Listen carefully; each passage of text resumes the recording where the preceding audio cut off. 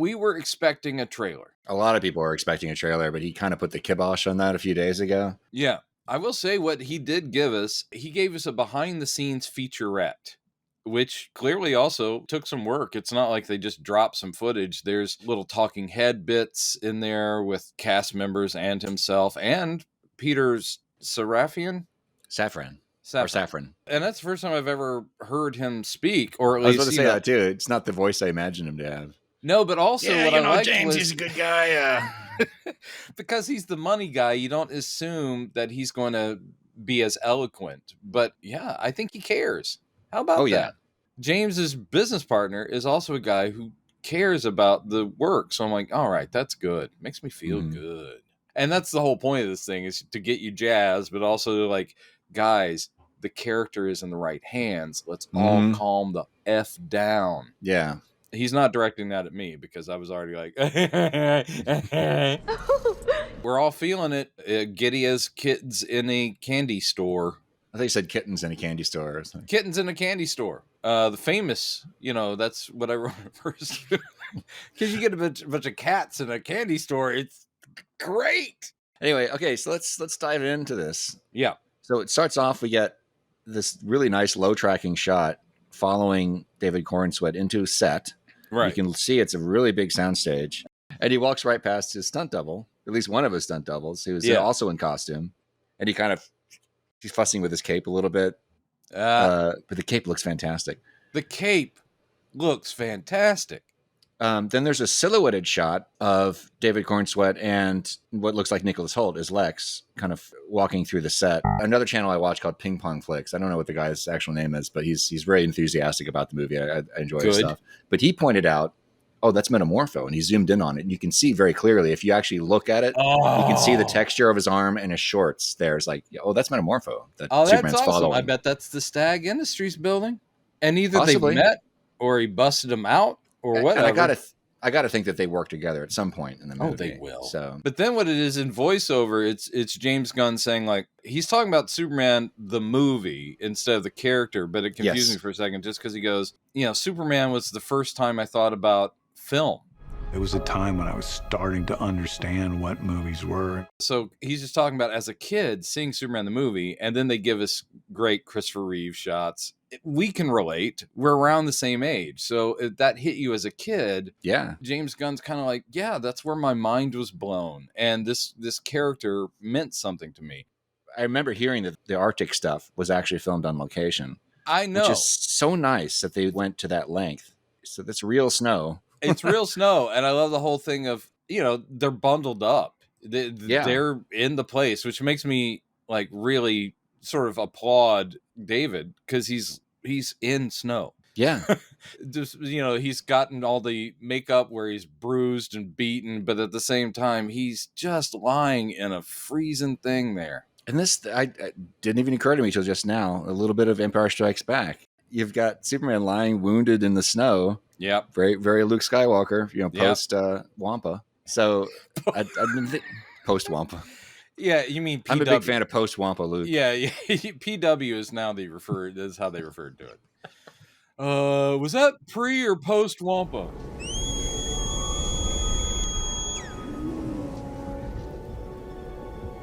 Ben, you will go to the Dagobah system. And I just noticed this too. This great shot of showing the back of David's boots as he's walking on on the location in the snowy location. You can see clearly. I noticed the lines on the back of his boots before, but now you can pretty much clearly see that those are zippers. I mean, that's how he gets them on. Yeah, I don't think you'll be seeing that in the movie. This is. Well, I mean, they're not going to focus on it like this, probably. Yeah, but I mean, and I bet they have reverse boots. Reverse boots. In other words, if they're shooting from behind and they need a close up of his feet, the zippers will be on the front. Really? Yeah, they do that in movies a lot. They want to hide seams, so you'll have two. Well, if you do close-ups, yeah. And that's the thing for this suit, though. It's a very utilitarian suit. It's one of the problems that people have with it. They may not. They might not hide the zippers in this case because of that. All right, man. We're gonna have this fight. We're gonna fight like this in front of the kids. I'm just saying. I think maybe that's just part of the look of this particular suit. It could be. It's I like. Yeah, I have no problem with that. All right. I know some of you guys do. You'll let me know when you've got a problem with it. This video, when you get all the close-ups, and specifically, the behind-the-scenes shot of him lifting, or we don't even know what he's supposed to be pressing up against, but that scene of him doing the classics. If you don't look at that and just immediately chills run down your spine, what the hell are you doing, man? I know people have problems with it, but every shot of the costume, even when it's him and Nicholas Hoult just talking, and he makes the comment about the underwear, he looks great. The suit looks great. I know, yeah. Get over it. I know. I was thinking about that today. I was like, I said that last time when the sneak peek came out. Yeah. Somebody commented, suit looks like trash. And I was like, oh, geez. And I commented, I said, seriously, guys, at this point, I really don't understand what you guys are complaining about. Now I really don't, because the suit looks better than it's ever. All the shots that we've had so far, the way it looks like in this behind the scenes footage, not actual footage. He's just walking around set. He looks better than. God, stop complaining, guys. I'm sick of it. I'm sick of it. I'm sorry. What Chad means is you're entitled to your opinion, but we have heard it. We have heard it. That's the thing. We did hear your opinion. We got you. We got you. We got you. We got it. Then we are introduced to Peter Safran. And hello. You okay? I love that. That's the way you imagined he was talking. I thought he would have a softer voice. But me and Jimmy, here's the thing. We used to trade issues back and forth. It's like, do you have number 38? I do. Do you have number 42? I do. Can I read yours? I don't know what happened. We used to roll up comics in their back pocket, and we would just go, what do you got? Oh, Marvel 2-in-1? Oh. Again, that has to be a crazy shooting location. And there he is just laying in it. The worst thing is we can tell that he's a lazy actor, because this is filming. He's literally just laying down. Yeah. They've got assistants bringing him lattes and mochas. Yeah. And he's just laying in the snow. And then we get to the most important thing, which is maybe one of the most beautiful and talented women who's lived in the last. She's so adorable in this shot, too. She is. She's in her costume, and she's like, well, we just shot day 1 of the Daily Planet. He was like, oh, man. Yeah. Or her first day on Superman. Then this one of the first of many great shots of David walking towards the camera. And this is his battle damage suit, the one that we saw in the initial suit reveal. Yeah. Probably, I'm guessing, the damage from that kaiju breathing fire on him. That's what we keep speculating on. So probably. Again, looks freaking great. Is the suit a little bit loose compared to previous suits? Yes. But does it look perfect? Yes. Guys, come on now. In the comics, super suits are literally just naked people that have color on them and lines. I know. I mean, that's the thing. And it is something that we tend to expect. So instead, what you have is a muscular, athletic Superman who's wearing a suit that doesn't have to delineate every muscle the man has. Right. Christopher Reeve is wearing spandex, but it shows obviously some muscle, but it's nothing like Cavill went big. And I think it's that sort of pressure that you have to be in the shape of drawing. And I like the fact that, no, this is just fine that he's wearing a uniform. Yeah. Well, I've heard people complain retroactively about Christopher Reeve, like, oh, he should have, it's too bad he wasn't more built up in the first movie or whatever. I'm like, guys, who cares? He looks great. Even as a kid, I knew that Superman in the comics isn't ideal, that a human is more than likely not going to be able to pull off. Plus, his powers aren't really derived from the size of his muscles. That's right. That's another important thing that I'm always like, guys, it's not really about the rippling biceps. He's an alien powered by the sun. I mean, Zod was not built up. He was just this gangly looking dude. Why do you say this to me when you know I will kill you for it? Yeah, a gangly looking dude who decided to show off his chest hair. God bless him. Zod! That's the thing about the suit. It just looks so functional. It looks like it's performing a function. Yeah. Is what it looks like to me. It also looks like it's performing symbolic function. I am now kind of on board the idea that he may have made all these choices purposefully to make him friendly and approachable. The suit actually looks comfortable. I noted some of those early shots from Cleveland. It kind of looked like the suit might be kind of bunching up when he moves his arms. Yeah. But now looking at it, I don't know. That looks like it's pretty comfy. We're seeing him in movement much more with every one of these behind, teasers and so forth, and it moves, and it doesn't look awkward. That shot of him punching through that wall, I'm not sitting there going like, oh God, he's like wearing a tuxedo coat. No, it looks like a super suit, and he's punching, and he's Superman. The end. Okay, this next shot, yeah, I hadn't really looked closely at this yet. I'm like, who is I don't that know what who's this jumping is. on something? Yeah. It's not David. No, I don't think it is either. It could be. Oh, wait, no, it is. It is. I just paused it, and it's the red boots. So it's got to be a stunt guy. Oh, okay, yeah. It's a stunt guy. Yeah, okay, now I can see it. Next, we get Lex. Yeah, he's looking Lexy. Looking very Lexy. And he's sounding very British because that's the way he actually sounds. And I love this next shot of the fortress set. Practical set. Mm-hmm. And it's just so gorgeous. They're getting the shot of the sun tracking onto him. Yes. Sunlight. Looks so good. It does. We got James high-fiving one of the robots. Practical effect. Yeah. At least in some of these shots are practical. I don't think they're 100% practical. No, but it's like for some of the bits, they have created the practical robots. And you can see the guy behind who actually is running it has the remote unit. Yeah. But James is high-fiving the robot. It's so cool. This shot that's right after him high-fiving the robot. Yeah. It's just weird. Just like they're shooting I don't know if this is an actual shot or they're just goofing around, but it looks like they're shooting Superman upside down through a bullet hole or something. I saw a nerd online doing what we're doing, but they flipped the image, and when you do that, the S is reversed, and they're like, is it Bizarro? Oh. But here's the thing, guys. We're not going to get everybody in this movie, okay? We can speculate. Sure, Brendan. Yeah, you're right. I'm interested to see what their concept for Ultraman is, because here's the deal. I don't think in this movie they're going to be establishing Earth 3. The comics proper Ultraman is just the evil version of Superman from Earth 3. So maybe their Ultraman could be something like Bizarro, a failed clone. That's kind of what I'm thinking, yeah. Yeah. That image that we're going to get to that people are going white Martian, it's like some other people saying, what if that's the parasite powered down, like he's been imprisoned and it doesn't have any energy? And I'm like, yeah, maybe.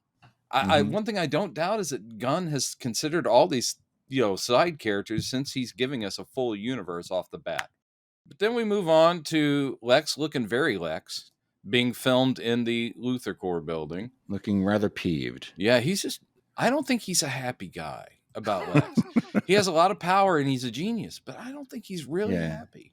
We got Clark, once again, he's a doof and taller than anyone else in Metropolis. Yes. By the way, can I say that right off the bat, I like when you can tell that there's art direction because the color schemes of all the people in the crowd. Yeah. The blue and the yellow and all that kind of stuff. It's just like, that's masterful. Yeah. It's just so well designed. It's all gorgeous. Yeah. So we finally get another look at Hawkgirl and finally a full torso shot of Metamorpho, who looks freaking fantastic. Oh my God. Practical suit, just like we were told. Yep. I'm sure he's not always going to be practical because if he's using his powers to their full extent. Oh yeah, he's not going to look like that the whole time. He can be anything, man. He can be liquid. He can be gaseous. I'm kind of gaseous right now. But I love how true they've gone with. I know. If it was somebody else directing this or art directing this, they would have tried to make him look a little bit more normal. But they're going with a whole half torso thing. Well, what they would have probably tried to do is like, well, we can't do that. That's ridiculous. Half over here is orange, half is purple. That's dumb. That is someone that would try to get away from comics. This person, James Gunn, is like, no, that's the way he looks. Now we're in the planet. Oh, man. With Lois. I'm sorry, everybody, when I stand for Rachel Brosnahan, but good Lord. This next shot, too, which I realize now must be the lobby of the planet with the globe. Yeah, with the globe. Then we move ahead to one of my favorite bits, and that Clark is hugging Jimmy. Like, hey, Jimmy, You can see the chemistry immediately, and that's something that's so essential to these things. Oh man, James is always we knew it was going to be no, good. he's James, he's an actor he's director. always good with chemistry. Yeah. Yeah. And then we get a monitor shot of an actual scene. Finally. Where we get Perry. Oh, Wendell Pierce. What a great choice, man. Yeah. I don't even need to hear him say a word yet. And I already go, yep, Perry. So you get Perry and Lois and Cat Grant and Ron Troop. Ron Troop. Oh, and also behind him getting his jacket is Steve Lombard. Oh, you're right. He's racing to follow them. He's kind of like he's going to catch up with them. Yeah. Hold on, guys. Then it's a behind the scene thing of our buddy Jimmy, and I'm calling him that, looking over storyboards. Man, this is how the sausage gets made. This next shot, we saw in one of the trailers of Ultraman punching through a wall. Yeah. I do like the idea that maybe he's eventually revealed to have David's face, but it's kind of messed up. Yeah, yeah. And it turns out Ultraman becomes Bizarro. Yeah. Sure. Yeah. That would be wonderful. So this is an origin film. This is a Bizarro origin film. Okay, good. We'll see. So this next shot, this is the one I had missed. It's Hawkgirl pushing somebody through a stained glass window. Yes. And he's got somebody who's got a wig on, or a blonde wig. Yeah. Could that be Maxwell Lord? He's not traditionally blonde. You know who it could be? Simon Stagg. Oh. Who has more like white hair, but blonde white hair. And yeah, he's the guy who was the boss of Rex Mason, aka Metamorpho. Oh, okay. And we do know that Stagg Industries is the building that Superman is in when Green Lantern shows up and Superman's having a bad day. In fact, remember in the first teaser trailer when we see that scene and the guy throws the coffee thing at his head, they start playing, "You had a bad day, da da da da." Joke. They didn't really. Then it's more of whatever the revolution thing is or the war. And then we get David Cornsweet talking about his underwear. Yeah. This is the clean suit, the non-battle damage suit. Yeah. Looks fantastic. It looks fantastic. Come on, guys. And they're just standing there next to each other. And I mean, I know that this is, again, behind the scenes stuff, but it's literally Superman and Lex just standing next to each other. And that's just great. He's just like going, "Oh, my trunk's on the outside. Everything's taken care of." Okay, now here we get to the shot that you sent me that I didn't see. Yeah, which is moving platform. Seems to be a moving platform. Could be some floating? sort of sci-fi variety. Lex has got a bunch of his soldier dudes in their badass battle suits. You do have to look past Lex because I didn't catch it at first, and someone had zoomed in on it, and it is some sort of alien-esque creature. It's a practical person in a suit because he does move. And it's weird. That's why everyone's speculating, because it doesn't look like characters that we recognize. Well, and also the creature seems to be turning away from, or standing looked like he was just operating some weird machinery with these two big handles. Yeah, there's some might sort be of controlling this floating thing. Oh yes, maybe so. At first I wondered, is this creature imprisoned by Lex, or is he working for Lex? Or it could be that, because he looks kind of forlorn, but that may just be the actor looking down to make sure he doesn't fall. Yeah. This could be somebody that if it's a white Martian, like you theorized, like everybody seems to be theorizing that maybe they're, because the white Martians are canonically in the comics, they're bad guys typically, right? So maybe they're working. They wiped out all of John Jones's somehow. people. So the Green Martians, John Jones is the last one, aka John Jones, Martian Manhunter. Yeah. Man. And I know people saw that and they're like going, "Bring on John Jones," and I am full in agreement. He is. So this could be maybe some kind of meeting, possibly. Could be. There's some kind of meeting is being facilitated between him and the white Martians, that they're possibly. This could be a white Martian vessel that they're standing on. White Martians, just like that's another Ultraman theory. Is it could be Ultraman is the white Martian. I thought about that earlier too. Because the thing is that the John Jones famously has all of Superman's powers plus telepathy, invisibility, shape-shifting, and also all of Superman's powers. It's ridiculous. And phasing through matter. He's the most overpowered character, but he's absolutely awesome. He also has the stupidest. It's like, okay, his kryptonite is fire. So that it kind of offsets the thing that he's so overpowered, but someone that goes, he's like, You got me. But the white Martians have the same abilities. They are shapeshifters. So yes, maybe Ultraman himself is this guy. Yeah. So that's another possibility. Possible. And I was thinking, too, if that's the case, too, I would assume they do. If these Martians have the same powers to do in the comics, maybe that's how they get into the fortress. Is that he phases through and then opens the door for them somehow. Oh, good call. The other theory was that if it is a clone of Superman, then it maybe his DNA triggers the door, and that's how they're able to get in. Yes. Well, we're speculating. That's what you came here for, is us going, could be. So the next shot is just Jimmy posing with all the the Luthor Corps people, and Ultraman and the engineer. And we get the purple and green. Lex. I know. It's a little muted, but it's still purple and green. And I'm like, cool. That is just, you're paying attention. You didn't feel the need to smarten or adultify it. What? Oh, this must be. Do you think this? I didn't see this before either. He's inside a ship. James is sitting inside a set of the ship. Oh no, that's I think that's got to be Holtz. Yeah, that if it's red, white, and black, that's Mr. Terrific. Woo. God, I know. Looks gorgeous. Plus, it's round. It does look gorgeous. Yeah, that's what I'm saying. He gets to play in this shit. He's like, okay, before we shoot, can I just go in there and sit in the chair? Yeah. And they're like, yeah, you're the director. Do it. Oh, I'm sure he's directing, but he's like, looks like he's going, okay, guys, just give me a minute. Yeah. I don't know if they call these things literally like the Terrific Ship or whatever, but it's a great design. And then we cut to a guy who we don't need to talk about. Just joke. I love Nathan Fillion. I think this is the first actual real shot that we hadn't seen before that's in this, of him, Superman turning to Lois. Oh, yeah. At the window. Oh, man. And he looks very forlorn. Well, he doesn't want to go because he's got Rachel Brosnahan just right there. I think they used beats where you're seeing weight on the character, because that scene is followed by, we don't know where he is, but he's got the battle damage burned costume. Yeah. And he's just looking pretty grim. And he's like, okay. And that's a good one. It's another good shot.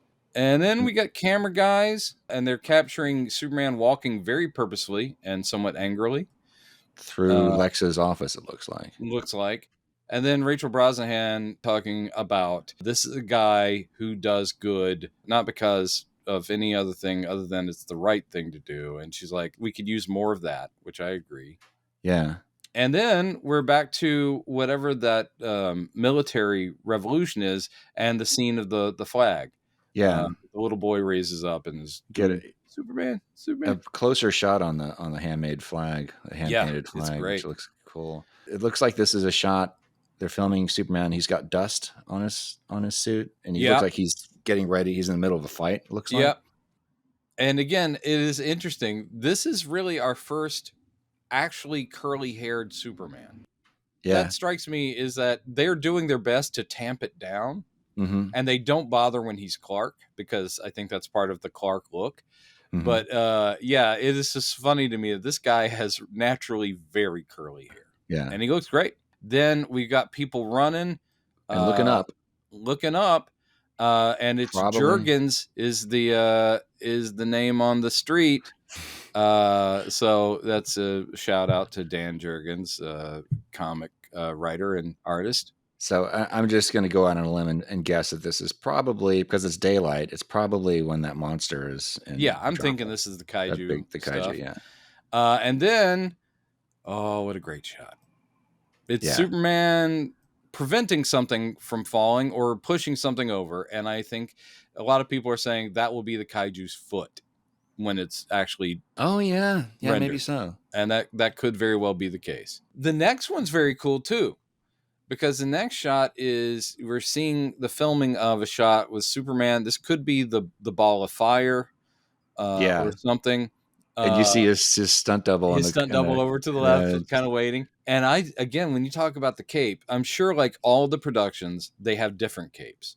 But this one in this shot is clearly one of the lighter ones, because look at the way that thing is flapping back. Yeah. That is good looking. And more Rachel Brosnahan talking about how awesome Superman is. And then this great shot of Superman turning and walking, and it's, your favorite thing, which is the yellow shield on the back of the cape. Yes. Which does look great.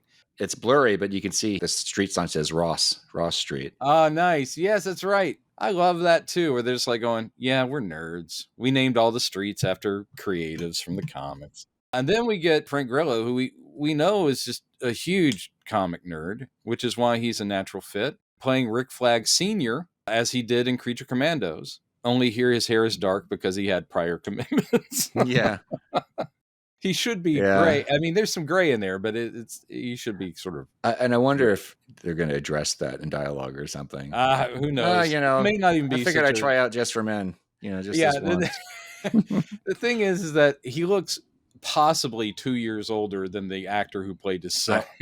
I know. Yeah, it's a little strange. But that's okay. And here he is just talking Superman. He's like going, "That was my first superhero. Love him." And this is an honor. And I'm like, yeah, absolutely. So here is the second shot you sent me that I didn't see initially.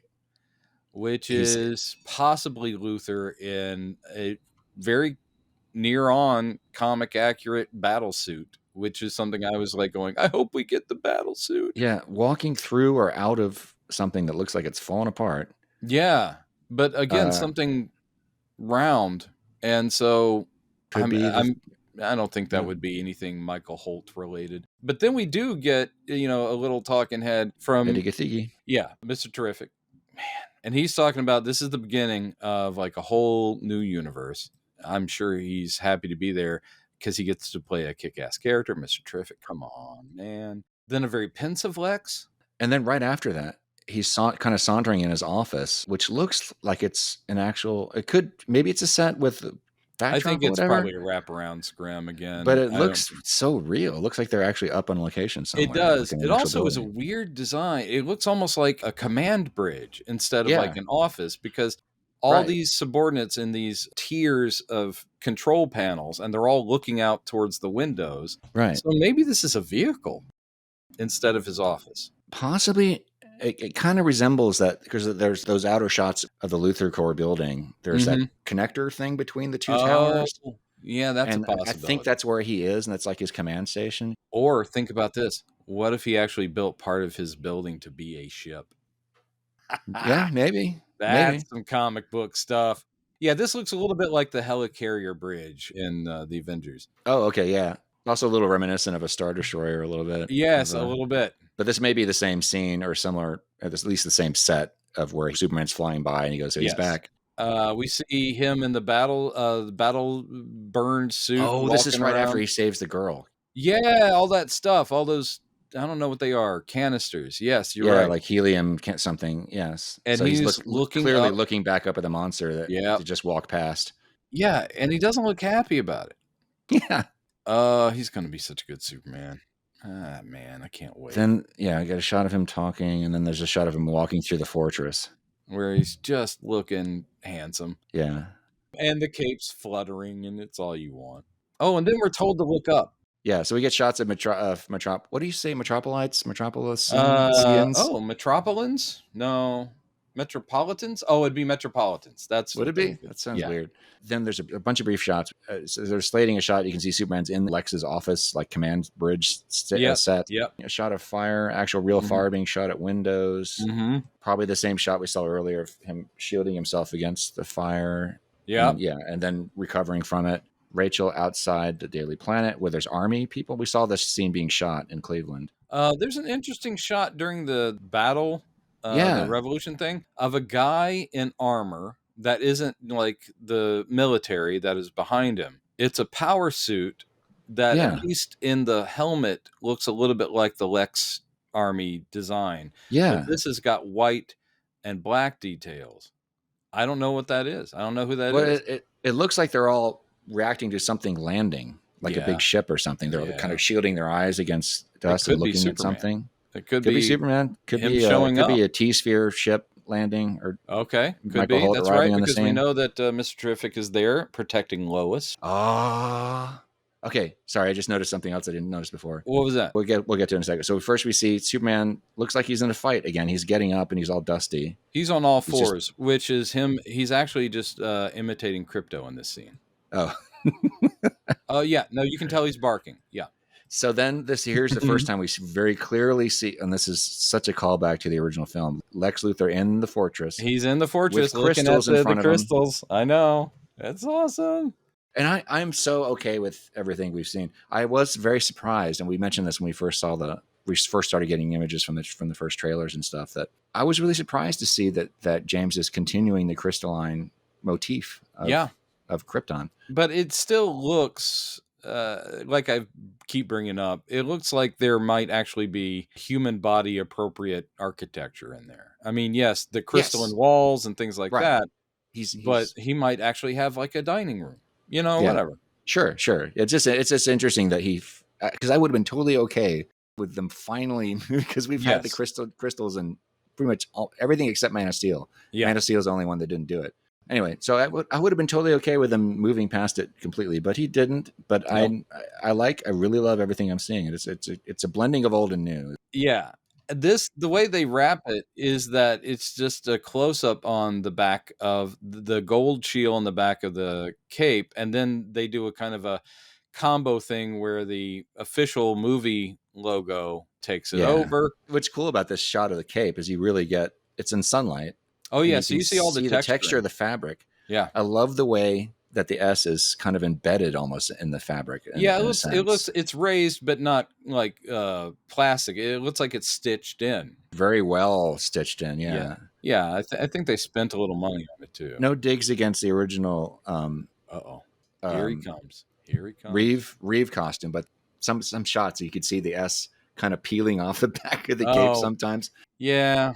But this looks like it's really well made. So there's one shot we didn't mention. What is that? It's another shot of Superman looking like he's about to fly up and he's doing that turn. Oh, you know what this might be? This might be right after he saved that squirrel.